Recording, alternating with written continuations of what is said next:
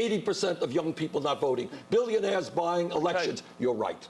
I'm not looking at that world. How's that going to change the day you're in office? You won't have a Supreme Court on your side. What I will have is millions of people demanding... You need 60 votes to get a Supreme Court nominee. Well, no, we're starting at the very point of can you do what you say you're going to do? Yes, damn right, I can do what I say. What have you done like this? Have you ever done anything like this? Have you ever gotten 60 votes? Have you ever gotten 60 votes for anything in the Senate? Yeah, actually, we have. What was it? My veterans bill, comprehensive veterans bill, the strongest veterans bill passed in many, many years. But that's as a senator. Now I am, hopefully, the president of the United States. We have the bully pulpit. So the difference that you and I have. So's Obama.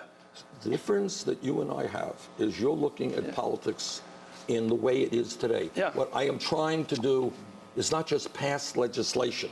I'm trying to change the face of American politics, getting working people to stand up and fight for their rights. And I think when we talk about issues like creating millions of jobs, rebuilding our crumbling infrastructure, you tell me. With all this, look, suppose you propose all this legislation and nothing happens. Do you just sit in office for 4 years? I suspect not. Well, what would you do? Suppose they say no. First of all, you assume everything's going to change. 1 million people are not going to stay outside your window for 4 years. They're not going to be out the window. They may come once. Well, you are assuming, and this is the difference between our views, you are assuming, you know, that the American people are not going to be engaged in the political process. I think by definition. No, I'm watching the turnout figures this year, and they're not going up. Wait a minute. Wait a minute. Not on the Democratic side. Look, first of all, let's jump into that. Barack Obama in 2008 ran, in my view, one of the great campaigns in the history of the United States of America.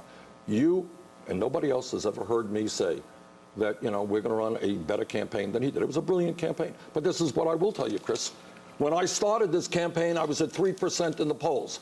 In the last 10 days, there have been 4 national polls that I've seen. 3 of them had me in the lead, 1, 2 points down. We have come a long, long way. In terms of voter turnout, no. The voter turnout was not what Obama did in 2008. And by the way, though, in that election, to talk about little politics, you had John Edwards, you had other candidates in there bringing in votes.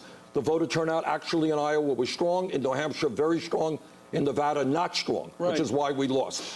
So our job is, in fact, to make sure that these young people come out, working class people come out to vote. Is everybody here going to vote? Yeah!